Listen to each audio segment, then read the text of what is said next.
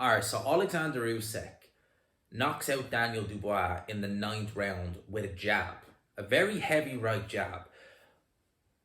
In 9 rounds, there is so much to dissect and talk about in this fight. It was a very compelling watch, very compelling watch. Now, Alexander Usyk, this is his first fight in just over a year, a little over a year. And some people in the watch along I was watching were saying they felt Usyk slowed down, they didn't think he looked the same. To be honest with you, I think he looked exactly the same. Maybe he was a little bit rusty being out of the ring for over a year, but for the most part, I felt that he looked pretty similar to normal. The difference is Daniel Dubois, although Dubois was boxing with Usyk at times in this fight, he was losing that. He was doing things in there that Usyk fighters don't normally do with Usyk. He was going to Usyk's body. He was letting shots go whenever he could get a chance. He was sometimes smothering Oleksandr Usyk as well. You could see there was a massive skill gap there from the opening bell. We'll talk about this fight from the start. So, first round starts, Oleksandr Usyk is immediately establishing his jab. He's not really looking to land the straight left as much as he was, we'll say, against Joshua from early on. He's looking to establish the jab, which he did. You could see he was making Daniel Dubois think constantly in there about what he was doing. He was feinting a lot, and Daniel Dubois was biting the feint. Dubois was constantly thinking because he was seeing the movement for Alexander Usyk. However, Daniel Dubois from early was invested in Usyk's body, and Usyk had his trunks up quite high. So the belt line was quite high. And from early, when Dubois was going to the body, Usyk was actually complaining that the shots were low. Okay? Now, one of the shots was kind of almost on Usyk's arse cheek, almost one of them. I think it was in the first round. Definitely not a legal shot. It didn't look like it hurt him that bad, but he did complain about that. Fair enough. But Dubois was landing shots that weren't low and that were actually legit scoring shots as well. And they seemed to have an effect because people were saying they felt Usyk slowed down a bit as the fight went on. And he did, but you're getting hit in the body a lot. It will slow you down. But Usyk was able to stun Daniel Dubois early on with the left hand when he let it go in the second round. And he seemed to be in control. Like, after 6 rounds, you could say Usyk won all 6 rounds, but he was working for the rounds. It wasn't like he was going in there and just, having it his own way, doing his own thing. He was working for it. Dubois was game every step of the way, but Usyk was in it. But the main talking point about this fight is going to be the 5th round. So Daniel Dubois landed what looked to be a low shot. Usyk went down. He was definitely in pain. He was saying the referee it was low, and the referee, Louis Pabon, ruled that it was low. He didn't take a point from Daniel Dubois. He gave Usyk time to recover. And Usyk, you get 5 minutes to recover if it's a low blow. If the referee rules it a low blow, you get 5 minutes to recover. But normally you don't see fighters take it. They normally take 20, 30 seconds max and they're back in it. But Usyk was taking longer. He took a couple of minutes and he looked in pain. And when you look at the replay, you could argue it was only borderline. But if you look at it, could actually say that no, it wasn't low. In fact, it actually looked to be a legit legal shot. And in that case, you would say that it should have been called a knockdown and a count should have been administered to Alexander Usyk. And based upon how in pain he was and how long he needed to recover, a lot of people would say if the referee Louis Pabon had ruled that a knockdown, would Alexander Usyk been able to get up? And if he had been able to get up, would he have been able to continue, or would Daniel Dubois? Because Dubois really smelled blood when the referee said box again, and he went in for the kill. And he stayed on Usyk's body. He literally realised, obviously himself was thinking, that wasn't low, but I found a weakness. I'm hurting you to the body. I'm going to keep going to the body. Now, Alexander Usyk, to his credit, was able to get through that round. And he actually won the round, truth be told, because obviously the referee didn't rule a knockdown. He won that round. But Daniel Dubois had a new zest of life. He was really going for it. And his stock for those early rounds, up until probably the 8th round, was really on the rise. He was doing very well. He was keeping Alexander Usyk. He was winning some rounds in there. He was slowing Alexander Usyk down. He was making Usyk think at times in there because Dubois has good punching power, very good punching power.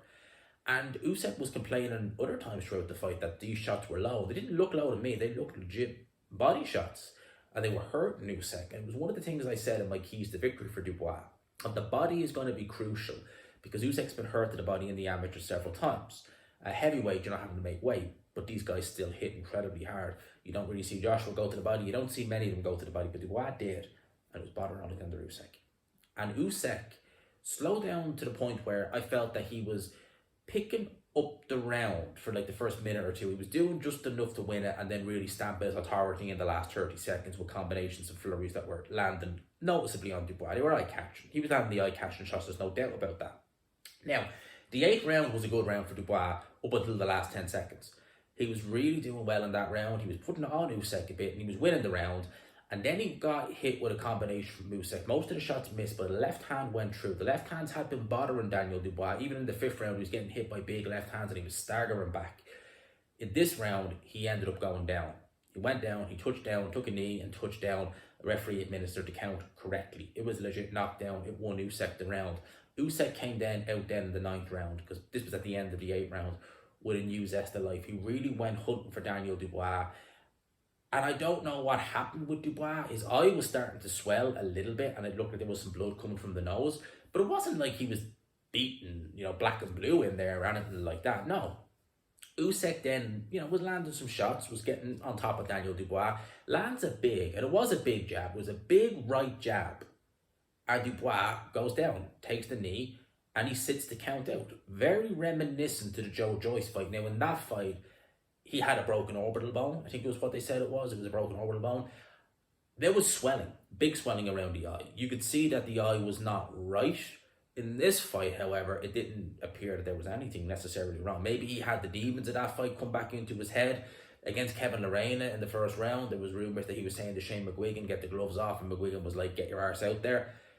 Did he quit in this fight? I mean, I'm going to be frank, it did look that way. Am I going to critique him for it and say, how dare you quit? No, because I'm not the one in there getting hit by Oleksandr Usyk. Jesus Christ, no.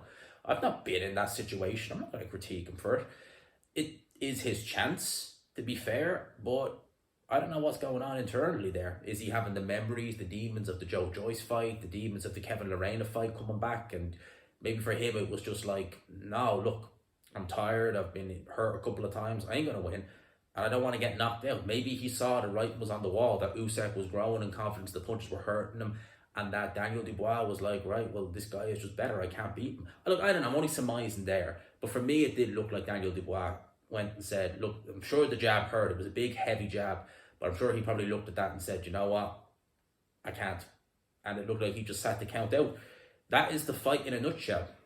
A lot of people are going to be saying that Oleksandr Usyk is over the hill, that he's old. At the end of the day, he looked fine to me. He looked just as normal. Obviously, it's a different style to Anthony Joshua. That style of Joshua is obviously more beneficial to Oleksandr Usyk than Daniel Dubois. Will Tyson Fury look at the fight and think, well, you were hurt to the body, you slow down? I've got you. Now, I would make Fury favourite if the fight was to happen next, I would. But Tyson Fury is way bigger than Daniel Dubois, taller. He's not as... It's just a different style altogether. And that would be very interesting to see how that fight would go. This was a... Look, Usyk was made to work for this fight, but it was an Usyk fight nonetheless. He was in control. But he did make to work for it. The big point of contention, the big talking point will definitely be the 5th round. I feel that should have been called a knockdown. Personally, when I saw it on the replay, I was like, no, that's not low. It was legit. That wasn't low. Should have been called a knockdown. Frank Warren is going to be screaming to the rafters about that, because he will feel his guy should have become world champion off that shot. It's going to be interesting to see what happens next, what's said. Hopefully, we get maybe Tyson Fury now off the back of this, because maybe he feels, you know what? I've seen enough. I'll have you. Let's see. Let's see. Let me know your thoughts in the comments below. What did you make of the performance? What do you think of it? What were your thoughts on the 5th round? Leave it all in the comment section below. For now, lads and lassies, I'll leave it there. Hope you enjoyed the video. Smash the like button if you could. Hit subscribe, of course, if you haven't already. For now, lads and lassies, peace.